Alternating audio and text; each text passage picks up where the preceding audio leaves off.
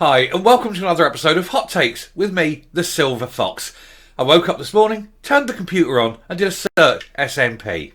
And to see, what the latest story was in this ongoing farce. Well, once again, it's an overwhelming choice. Every day, you've got a whole selection of stories you can run on this inept organisation. I've picked a few. We're going to go through them today. But I thought the first one was most interesting. It involves Humza Yousaf, and he wants to go to court to fight the UK government over the gender reform bill. Now remember, this is the bill that Sturgeon said should take to court and then quietly dropped that idea. I'm going to say presumably because the lawyers said there is zero chance of winning. But Humza Yousaf is going to go and do it anyway. He probably knows he's going to lose, but he's got to be seen to fight the good fight as far as his supporters are concerned. So how much is this going to cost the Scottish taxpayer? Or will the funds be met out of SNP finances? Because this, after all, smacks more of party political court casing rather than for the national good of governance of Scotland.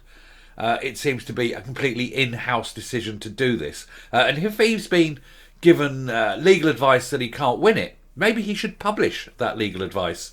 Although fat chance, because we know they're not the most open and transparent of organisations. So we'll have a look at this article to see what the idiot is doing now, the old bollock from Pollock, and see what his bright idea is in wasting more, millions perhaps, on tackling a court case that he can't possibly win. Here goes. So, Humza Yousaf to announce court action on gender bill veto. Again, like I say, this was dropped. This was dropped by Sturgeon because presumably the lawyers, like I say, had said that she has no chance of winning because it is a reserved matter. And Article 35 does entirely allow Rishi Sunak to do that, and it's not something that he can fight because otherwise he's saying that he doesn't agree with the Devolution Act, in which case it should be repealed immediately and the Scottish Parliament should be disbanded. And I know that even in Scotland there's a lot of people who are saying that that actually wouldn't be a bad idea. It would stop some terrible decisions being made that affect people, and it would level the playing field somewhat. But it's actually save a fortune in money as well. Humza Yousaf is expected to announce plans this week for court action against the UK government after it blocked legislation passed in Holyrood to make it easier for people to change their legal gender. But not their sex, as we know, and that's most important. During the SNP's leadership race, the First Minister championed a challenge to the Scottish Secretary Alistair Jack's unprecedented use of a legal order which stopped the Gender Recognition Reform Scotland Bill from obtaining royal assent, allowing it to become law. I think to call it unprecedented is a bit unfair. It is a law that was brought in as part of the Devolution Act. The fact that it hasn't been used so far is simply because nobody in Scotland has been so stupid as to introduce a law as stupid as this before. But fortunately, the SNP are there to save the day and make sure that stupid people do try to do stupid things, and so that this law can be exercised to show that they can stop the people of Scotland suffering with the sheer futility of trying to make a very tiny proportion of mentally ill men pretend that they're women and then have other people pretend that they have to go along with it. Load of old crap, isn't it? Anyway, the Scottish Greens regard contesting the use of Section 35 order essential to their party continuing with the cooperation deal with the SNP in Holyrood, made under the Butte House Agreement. So again, this is an example of the tail wagging the dog. This isn't Humza Yousaf. Now, pushing this bill cost Sturgeon her job.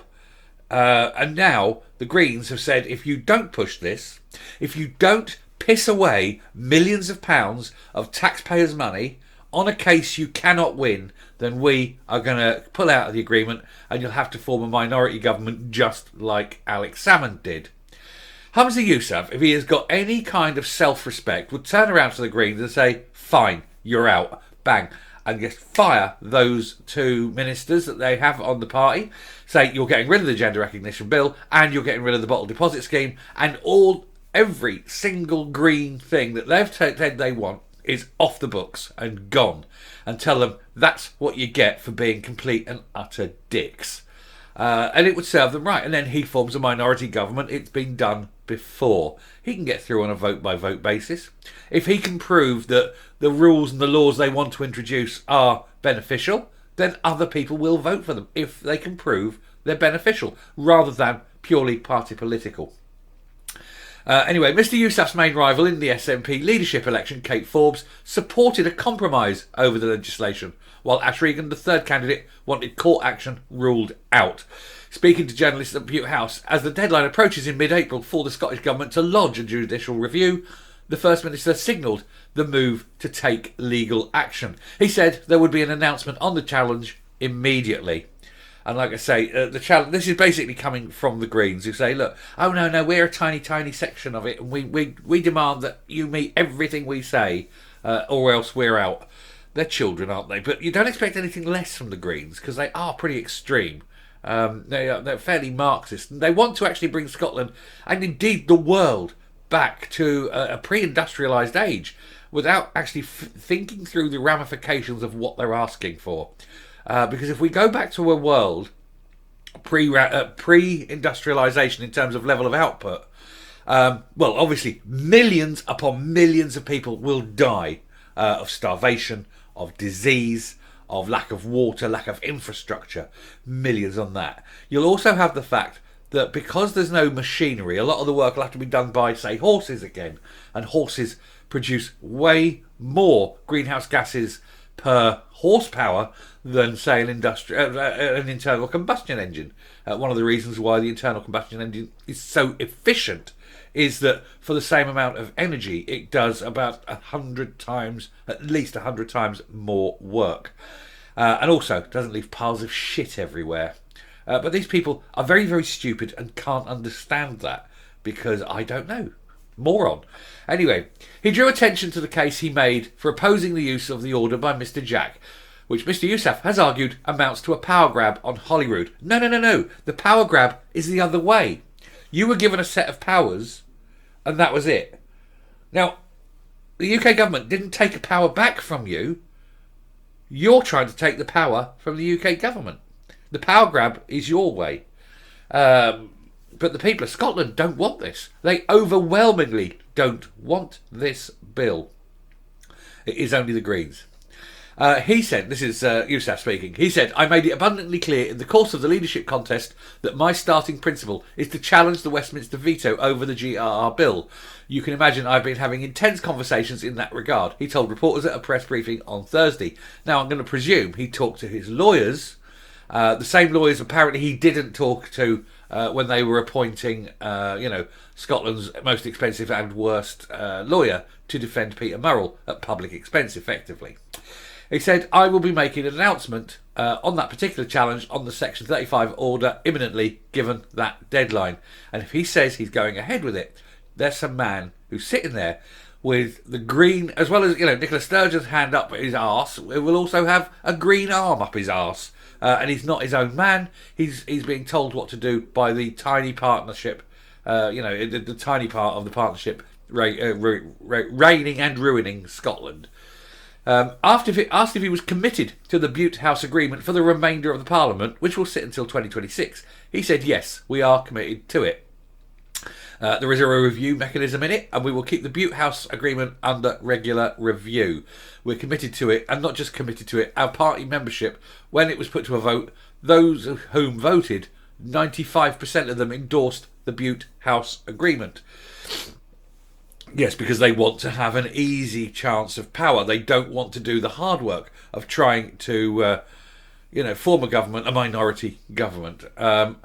And there you are. You have Les Sturgeon in the middle of the two mad Greens. They're both of them are bonkers. I mean, they are absolutely. When you actually look at the policies they want, one of them is terminations up to the point of birth, for heaven's sake. The reforms in the GRR bill were backed by all parties in Holyrood, apart from the Scottish Conservatives, when the legislation was passed in December. And how odd it is that it's only the Conservatives that understand what the will, the will of the majority of people in Scotland is, because the majority of people in Scotland don't want it at all. Ironic, isn't it? Maybe the Scots who voted or who don't agree with it need to hold their noses and vote Tory. Just to send a message. Not necessarily to endorse the whole of the Conservative Party on every matter or anything, but it would just send a message. They reduced this bill would reduce the age from 18 to 16 and the amount of time a person has to live in their new gender before obtaining a gender recognition certificate. They also removed the need for a medical diagnosis of gender dysphoria and introduced a process of self-declaration. Isn't it funny how they say that you can be 16 and have enough maturity to understand about changing your gender, about taking gender-changing medication, about seeking medical advice and even surgery to remove bits or put bits on. And you're mature enough to make that at 16, but they can't send a 25-year-old man to prison for R-ing a child because he's not mature enough to understand the ramifications of that. That seems a bit of a dichotomy with the SNP over their ability to understand how children's minds work. Yes, you're clever enough and wise enough to make a really, really difficult decision that will affect you for the rest of your life, but not mature enough to understand that R-ing a child is wrong. That's the SNP, that's the Greens.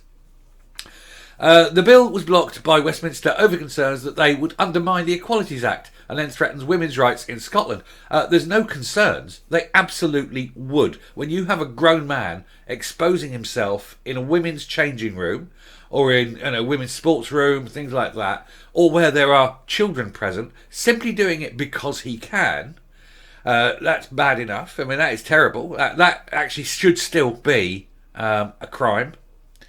It may be that it needs to be rewritten that exposing, genitals to someone of the opposite sex is a crime, absolutely.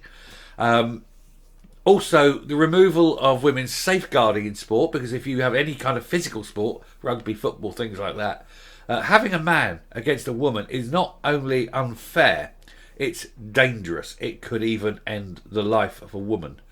But again, where's the safeguarding? They're not even thinking of that.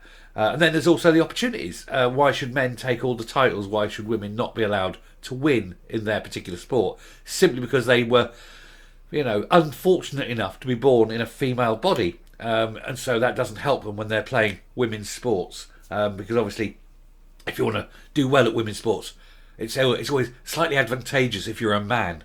So there's lots of reasons why this act needs to basically just go away. The reforms provoked a row about the housing of transgender prisoners in a women's prisons after the trans Ara of women, Isla Bryson, was initially sent to a woman's jail. So he's now in a man's jail, and in Scottish law, of course, committing R of a woman can only be done by a man. So the fact that they're still calling him a woman, even though he's been prosecuted and found guilty of a man's crime, means in law he must be a man. And then they're housing him in a male prison. It's illegal to put a woman into a male prison. So I don't know why everyone still keeps calling him her. It's he. It's a he. It's a he in law. The law recognises that he's a he. And it was part of this, of course, that caused Sturgeon to resign. The deadline for lodging a judicial review into the veto falls is April the 17th, shortly after the Scottish Parliament returns from its Easter recess, which runs until April the 16th. However, last weekend, a poll suggested fewer than 1 in 5 voters in Scotland support a court challenge to the UK government's veto of a Holyrood bill to reform gender laws. Now, only 1 in 5 support the challenge. So you're talking 80% of Scotland don't want this challenge to go ahead. But it's actually the 1 in 5, the 20% that support the challenge do not support the gender recognition bill.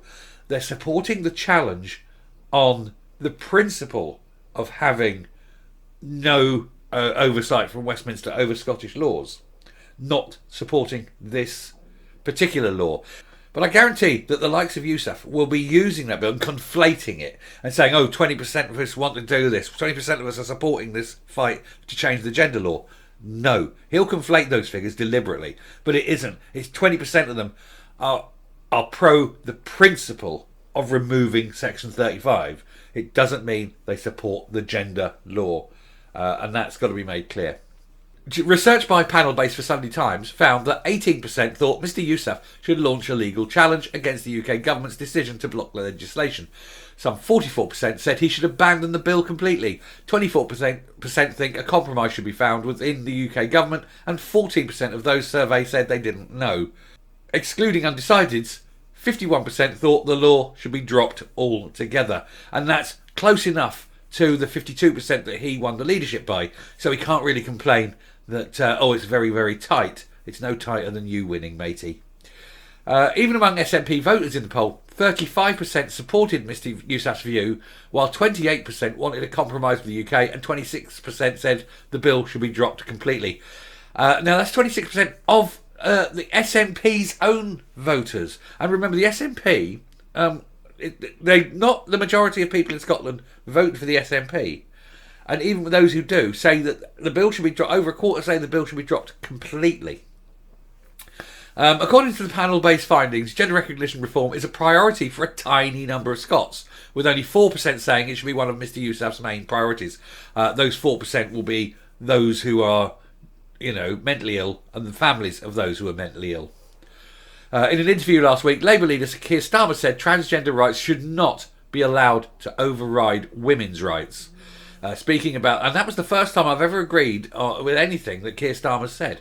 Speaking about the GRR bill, he told the Sunday Times the lesson from Scotland is that if you can't take the public with you on a journey of reform, then you're probably not on the right journey. And that's why I think that collectively there ought to be a reset in Scotland. There needs to be a complete reset in Scotland and go back to a time before the Scottish Parliament, I think.